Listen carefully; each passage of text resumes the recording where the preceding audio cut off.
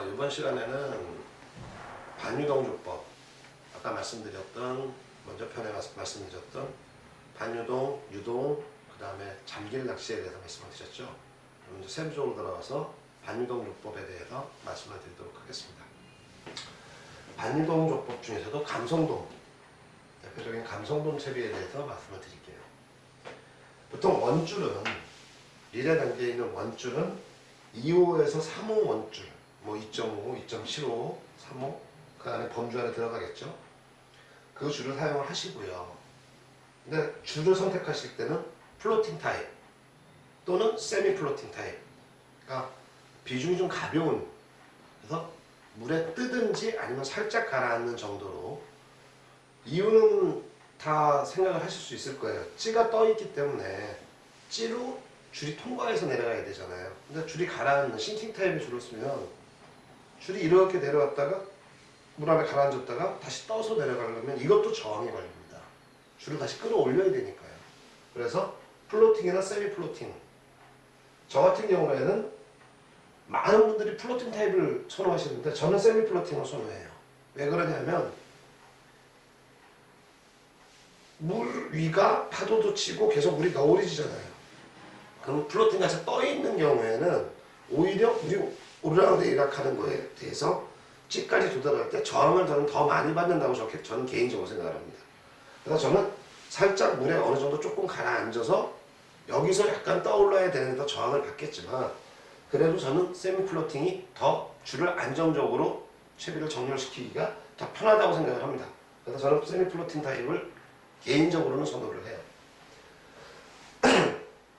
그리고 반유동이니까 뭔가 유동을 더 이상 못 주지 않는 역할을 하는 이 면사매듭, 수심에 한정을 두는 이 면사매듭을 꼭 집어넣으셔야 돼요. 면사매듭은 그림상으로는 다 설명을 못 드리는데, 면사매듭은 저 같은 경우에는 어떠냐면 라인에 밑에 쪽, 그러니까 원줄이 있으면 원줄의 밑에 쪽은 짧게 자릅니다. 한 1cm 정도. 그리고 위쪽은 3cm 정도로 길게 잘라요.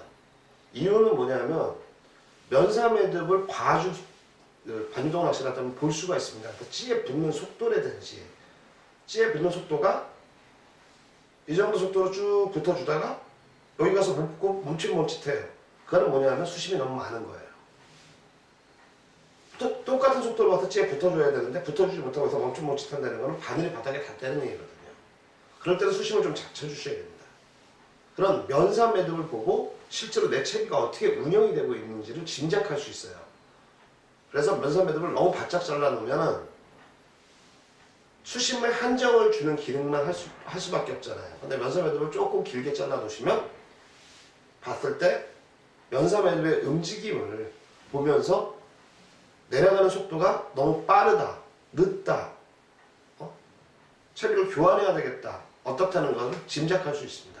그래서 면사 매듭도 하나의 기능을 하고 있다는 생각을 하시고, 면사 매듭의 길이는 한쪽은 길게, 저 같은 경우에는 왜 위쪽을 길게 하냐면 캐스팅할 때 밑에 쪽이 길면 가이드에 자꾸 닿아요. 그래서 위쪽이 길고 밑에 쪽은 짧게 해서 캐스팅할 때 원활하게 줄이 빠질 수 있게끔. 감는 건 상관이 없잖아요. 그렇죠? 그리고 반원구슬은 단지 하는 역할은 가볍고 물에 뜨는 걸 쓰시는 게 좋습니다. 반원구슬들 중에서 보면은 물에 안 뜨는 것들이 많아요. 근데 물에 가라앉으면 그만큼 찌에 영향을 미치기 때문에 물론 미세한 차이지만 물에 뜨고 구멍이 정교하게 나 있는 것들을 쓰시는 게 좋습니다. 그리고 어신찌는 말씀드렸지만 크기나 부력은 상황에 맞게끔 선택을 하시면 돼요.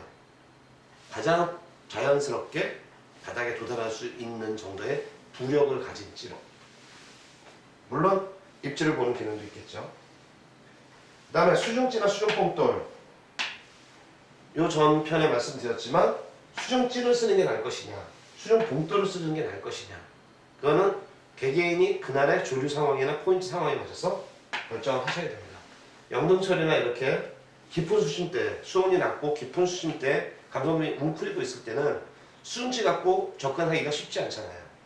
이럴 때는 수중 폭도를 틀어서 그 지역을 집중적으로 공략하는 게 좋으시고, 왜냐하면 대상어인 감성돔이 이동이 많지 않으니까요. 그러나 널리 수중여가 발달되어 있는 지역 같은 데서 수중료 사이사이를 돌아다니면서 탐색을 할 때는 수중지를 사용을 하시는 게 유리하실 수 있습니다. 도래는 보통 롤링 도로의 8호를 가장 많이 쓰세요. 근데 저 같은 경우에는 밑에 뭐 좁쌀뽕돌도 달고 그러시잖아요. 그래서 저 같은 경우에는 보통 7호 도래를 씁니다. 이유는 왜 그러냐면 이 중간에 제가 일부러 넣진 않았는데 우선 수중지들이 수중뽕돌이나 쿠션 고무가 양쪽에 달려 있는 제품이 많아요. 그래서 일부러 넣진 않았지만 그렇지 않은 경우에는 찌하고 수중지와 돌의 충격을 완화시키기 위해서 여기에 O형 쿠션 고무, V형 쿠션 고무를 넣어주잖아요. 근데 V형 쿠션 고무를 넣었을 경우에 돌에 자꾸 이 쿠션 고무가 돌에 박혀요. 그래서 저 같은 경우는 도래를 한 호스 큰 걸 써줌으로 해서 잘 안 박히게, 박히지 않게끔 쿠션 고무 자체를, 왜? 거기 박혀 있으면 그만큼 입질을 받았을 때 그 매듭 부분에 충격을 주기 때문에 매듭 부분이 잘 늘어나는 방해 요소가 되기 때문에 결국은 원줄 끝에가 터지는 경우가 생깁니다. 그래서 저 같은 경우에는 도래를 7호를 쓰지 않고 저 같은 경우에는 8호를 쓰지 않고 7호를 써요. 그것도 저 나름대로 터득한 방법이니까 여러분들이 제 얘기가 타당성이 있다, 논리적이다 생각하시면 한번 그렇게 사용을 해보시는 것도 좋을 듯해요. 그리고 목줄은 보통 1.25, 2호 카본선을 씁니다. 보통 2발 정도, 그러니까 키가 좀 크신 분들은 4m 가까이 되실 거고 키가 좀 작으신 분들은 3m 정도 되겠죠. 보통 3m 정도 전후로 해서 카본사에 바늘은 감성돔 바늘 2호에서 3호 정도를 써요. 저 같은 경우는 개인적으로 3호 바늘을 많이 씁니다. 그래서 저는 크릴을 2마리씩 끼거든요. 그리고 이 목줄이 수중치하고 수중뽕돌에 의해서 원줄은 정렬이 됐는데 목줄이 V자로 꺾이는 수가 생겼죠. 그래서 여기에 좁쌀뽕돌을 달아서 뭐냐면 이 목줄이 자연스럽게 흔들릴 수 있게끔 조치를 해주셔야 됩니다. 그럼 이 좁쌀뽕돌의 위치는 어떻게 잡을 것이냐? 이것은 물 밑에 치받치는 조류가 얼마나 있는지를 잘 생각해 보셔서, 목줄이 작고 매듭을 진 적이 없는데 매듭이 져서 나온다. 그거는 뭐냐면 물 밑에서 조류가 위로 치받치고 있는 거예요. 그래서 목줄이 이렇게 떠서 빙빙 돌다 보니까 자기 줄을 자기가 매듭을 짓게 되는 거예요. 그런 경우에는 좁쌀뽕돌이 바늘 가까이 붙어야 됩니다. 작은 좁쌀뽕돌 하나를 바늘 가까이 붙여서 치받쳐 떠오르지 못하게끔 막아주셔야 되고, 그렇지 않은 경우에는 좁쌀뽕돌을 하나에서 2개 정도, 일단 너무 크지 않은 좁쌀뽕돌로 시도를 하셔서 목줄도 자연스럽게 미끼를 달고 자연스럽게 움직여야 되기 때문에 좁쌀뽕돌을 너무 많이 달아주시는 것은 좋은 방법이 아니에요. 대신 목줄이 V자로 꺾이면 절대 큰 대상어는 입질하지 않습니다. 그러니까 목줄은 그림상으로 이렇지만 실제로는 원줄과 목줄이 이런 식으로 밑에서 목줄은 수심에 그게 크게 영향을 미치지 않는 상태에서 선행돼서 움직이고 있다고 생각하시면 됩니다. 그러면 조금 있다가 이 반유동 조법에서, 다음 편에는 반유동 조법에서 미끼 선행, 목줄이 선행되는 방법에 대해서 말씀드리도록 하겠습니다.